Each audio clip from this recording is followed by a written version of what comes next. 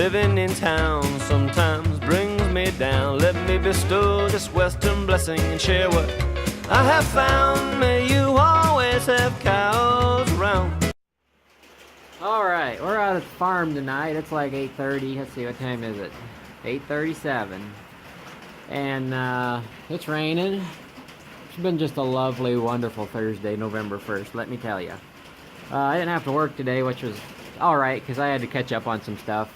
Buying the house in town, so I got a lot of paperwork and a lot of running around and jockeying I got to do, which sucks. If I'd known buying a house would have been this hard, I would have just lived with my parents the rest of my life. I'm just kidding. Just kidding. But I came out here to feed, and the cow on the right decided he wanted to bloat and lay on his side and almost die. So as you can see now, he's standing up, being all fine. He was laying over here. I came out here. I was like, oh man, don't tell me. Don't tell me one of them has died. So I think they got a little too much grain, or he did. I think he's somewhat of a bully. So I hope it doesn't happen anymore. The other one, the one on the left, we gave the LA200 shot to because he was coughing. So today's been a vet day. We just got back from Rural King a little bit ago because I thought I had, you know, most everything I needed in the goat box.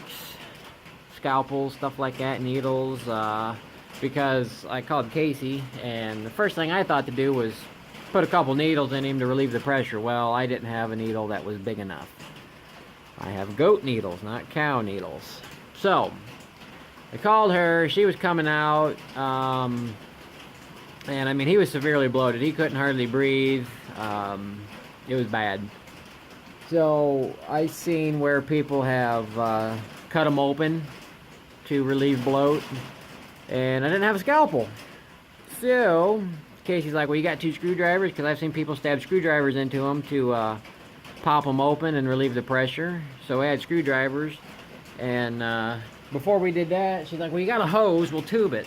I said, well, I don't know. So we were going to use a garden hose. I didn't have a garden hose handy, but everybody makes fun of me at work for picking up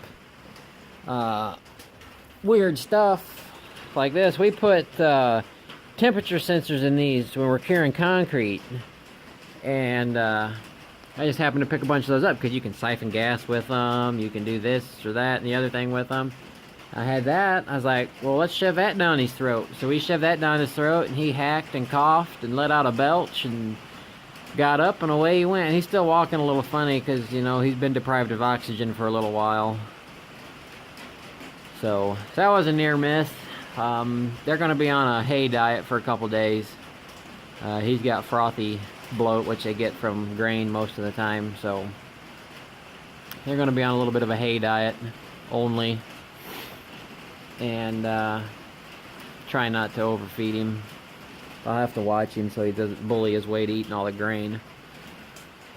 But I gotta thank Chris for leaving this nice Milwaukee light here for the past month, because I sure love this thing. I'm gonna buy me one. They came out with a new one, and I gotta get one because that's pretty handy, especially out here when that's my only light and it doesn't shine hardly at all out there.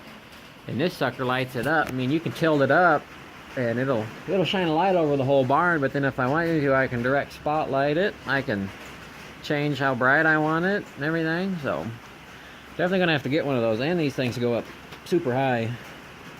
I mean, I can get it way up there. I mean, that's way up there. So, uh-oh, Casey's calling me. Well, I just wanted to give you guys a little update.